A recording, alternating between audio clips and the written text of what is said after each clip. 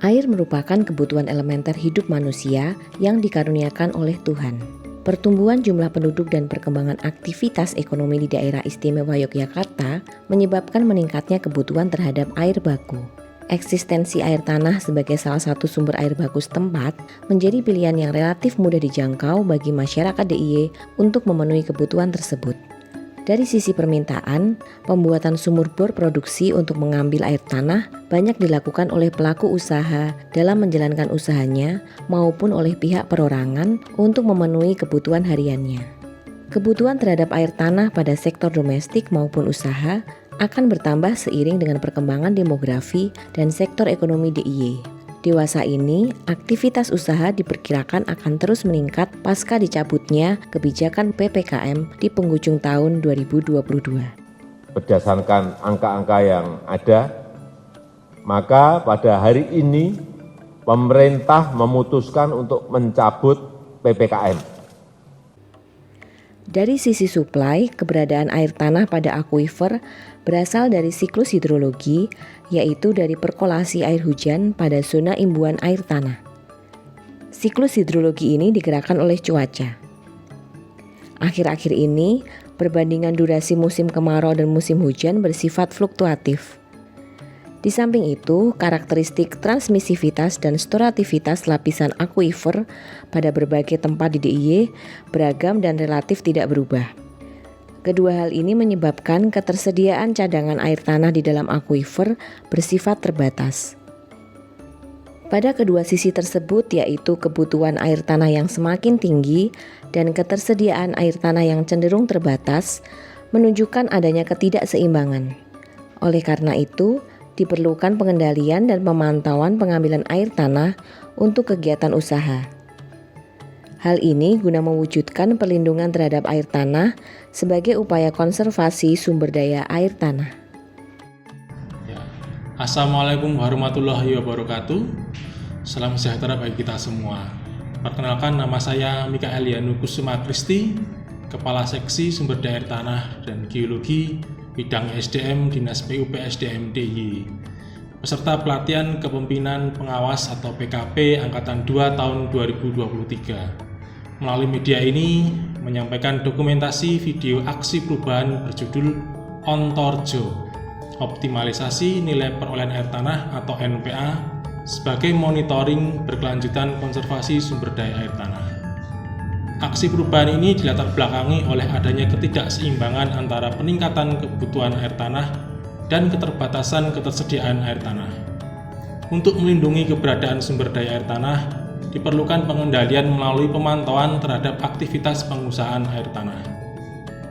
Di DIY, dinamika amanat regulasi yang terjadi adalah peralihan kewenangan perizinan air tanah yang semula berada di Pemda DIY beralih ke pemerintah pusat. Dengan adanya peralihan kewenangan izin tersebut, maka peluang pengendalian pengusahaan air tanah oleh Dinas PUPSDM DIY adalah pada kewenangan yang berkenaan dengan nilai perolehan air tanah atau NPA. Selama ini, perhitungan NPA dilakukan hanya sebagai dasar pengenaan pajak air tanah dan belum digunakan dalam pemanfaatan lainnya. Dengan mempertimbangkan bahwa komponen volume pengusahaan air tanah dalam data NPA selalu diperbarui setiap bulan, maka terobosan yang saya lakukan adalah mengoptimalkan basis data NPA secara kontinu sebagai bahan pemantauan pengusahaan air tanah. Dari inisiatif aksi perubahan ini akan, yang pertama, dapat diperoleh instrumen perhitungan NPA yang akurat sebagai dasar pengenaan pajak air tanah, serta yang kedua, dapat diketahui pola tingkat pengusahaan air tanah di DIY dan deteksi awal potensi eksploitasi air tanah yang berlebih sebagai bahan pemantauan pengusahaan air tanah. Keduanya bermuara pada upaya dan komitmen serius Pemda DIY untuk mewujudkan konservasi sumber daya air tanah. Terima kasih. Wassalamualaikum warahmatullahi wabarakatuh. Salah satu peran pemerintah daerah provinsi dalam pengendalian pengusahaan air tanah menurut Undang-Undang Nomor 23 Tahun 2014 tentang pemerintahan daerah adalah penetapan nilai perolehan air tanah atau NPA. Undang-Undang Nomor 1 Tahun 2022 tentang hubungan keuangan antara pemerintah pusat dan pemerintah daerah mendefinisikan NPA sebagai dasar pengenaan pajak air tanah. Objek pajak air tanah adalah pengambilan dan atau pemanfaatan air tanah untuk kegiatan usaha. Penetapan NPA merupakan kewenangan pemerintah provinsi, sedangkan penyelenggaraan pajak air tanah merupakan kewenangan pemerintah kabupaten atau kota. Di lingkup Pemda DIY, Peraturan Gubernur DIY Nomor 98 Tahun 2022 tentang kedudukan, susunan organisasi, tugas, fungsi dan tata kerja Dinas PUP ESDM DIY mengamanatkan bahwa penyiapan bahan penetapan NPA dilakukan oleh Dinas PUP ESDM DIY. Penyiapan bahan ini dilakukan melalui proses perhitungan NPA. Sesuai Peraturan Gubernur DIY Nomor 73 Tahun 2016 tentang NPA, formulasi NPA yaitu perkalian volume air tanah yang diambil dengan harga air baku atau HAB dan faktor nilai air atau FNA. Besaran NPA proporsional terhadap besaran volume pengusahaan air tanah yang bermakna semakin banyak volume air tanah yang diambil oleh pelaku pengusahaan air tanah, maka akan semakin tinggi pula pajak air tanah yang akan dikenakan kepada yang bersangkutan.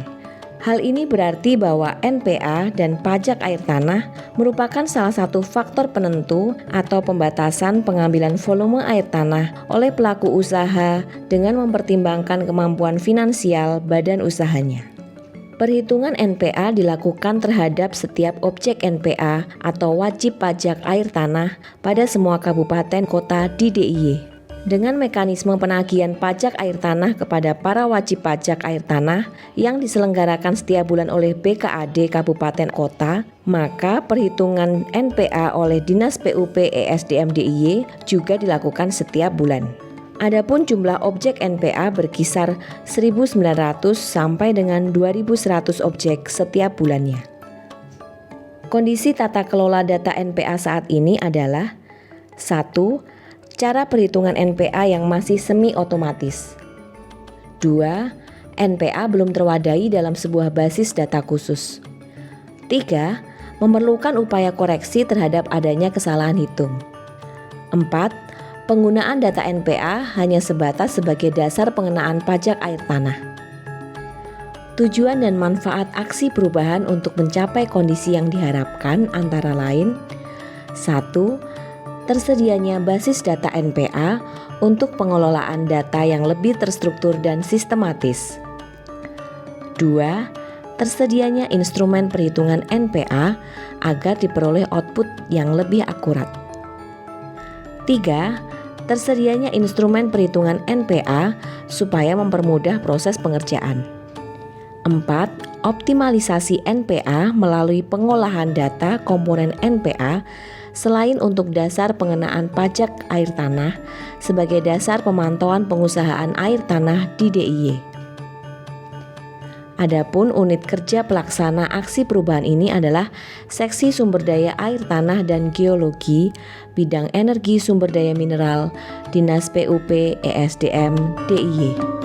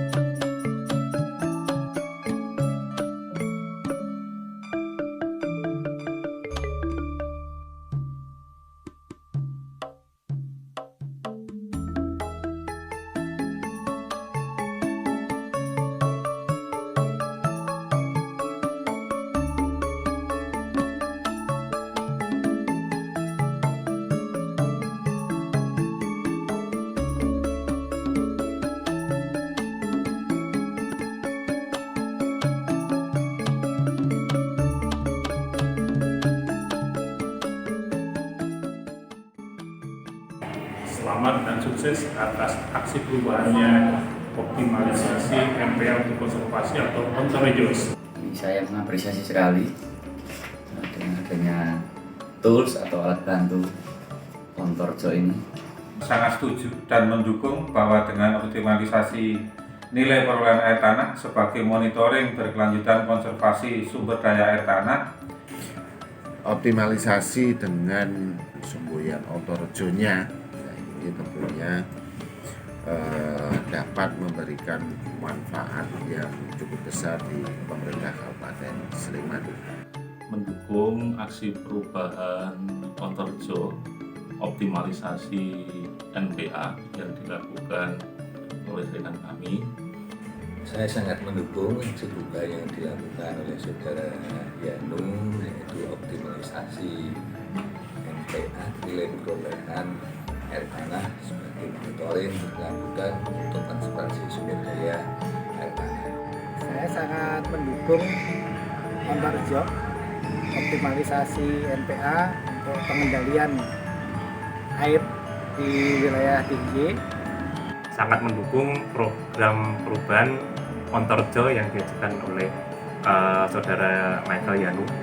Saya sangat mendukung program NPA dari Mas Yanu. Ini karena akan menjadi parameter strategi bisnis bagi PDAM khususnya untuk menyediakan kebutuhan air baku bagi pengusaha maupun masyarakat. Sangat mendukung kegiatan NPA yang dilakukan oleh PSDM DIY guna pemantauan debit air sumur bor di tiap perusahaan.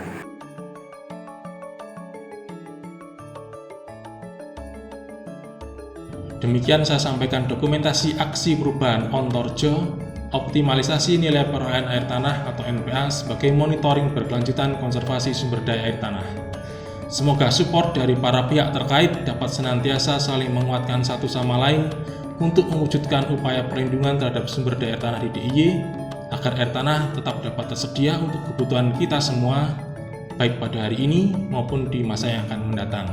Terima kasih. Wassalamualaikum warahmatullahi wabarakatuh.